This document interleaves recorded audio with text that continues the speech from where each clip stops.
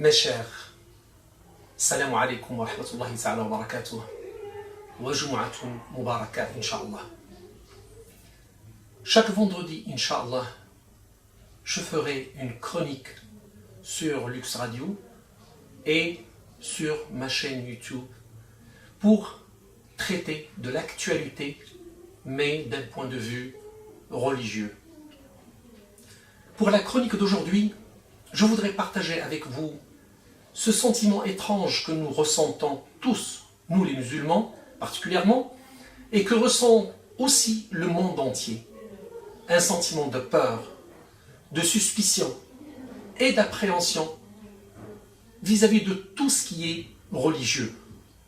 Et nous, en plus, on a un sentiment de révolte et de refus de tout ce qui est attribué de mal à l'islam.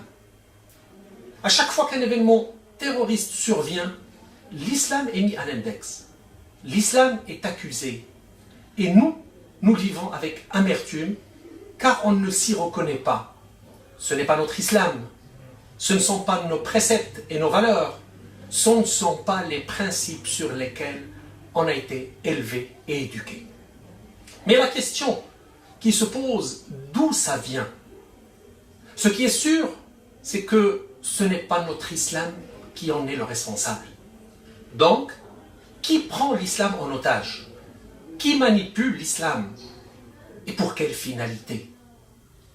On est aujourd'hui incapable de répondre à cette question. Par contre, on a le devoir de vérifier si ces actes abjects et odieux répondent aux recommandations de l'islam et obéissent aux principes fondateurs de la religion musulmane. Mes chers, demain samedi, ou au plus tard après-demain, dimanche, Inch'Allah, nous accueillons un mois lunaire exceptionnel.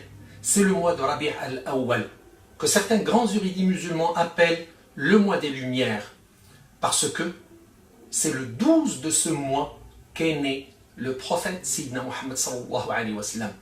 Et donc, c'est en ce mois-là que nous est parvenue la lumière du savoir, de la connaissance et du discernement, celle qui nous a permis de distinguer le bien du mal, le bon du mauvais et d'assumer nos actes et leurs conséquences. Mes chers, ce mois est une occasion pour nous de passer en revue la vie du prophète sallallahu alayhi wa sallam, ou du moins une partie, comme le faisaient nos aïeuls lors de chaque mois de Rabi' al-Awwal, pour chercher des réponses aux questions précitées. Et puis, le comportement de Nabi sallallahu alayhi wa sallam était une forme d'application ou une mise en pratique des préceptes et recommandations qu'il a ramenés sallallahu alayhi wa sallam dans le Coran. Et on lit tous une ayah de Surat Al-Ahzab où Allah subhanahu wa ta'ala nous dit لَقَدْ كَانَ لَكُمْ فِي رَسُولِ اللَّهِ إِسْوَةٌ حَسَنَةٌ. Vous avez eu en le messager d'Allah le parfait modèle à suivre. Donc mes chers, essayons de consacrer un petit moment pour nous imprégner de l'essence de la religion, pour justement en comprendre le sens et la finalité réelle. Bonne lecture et à vendredi prochain, Inch'Allah.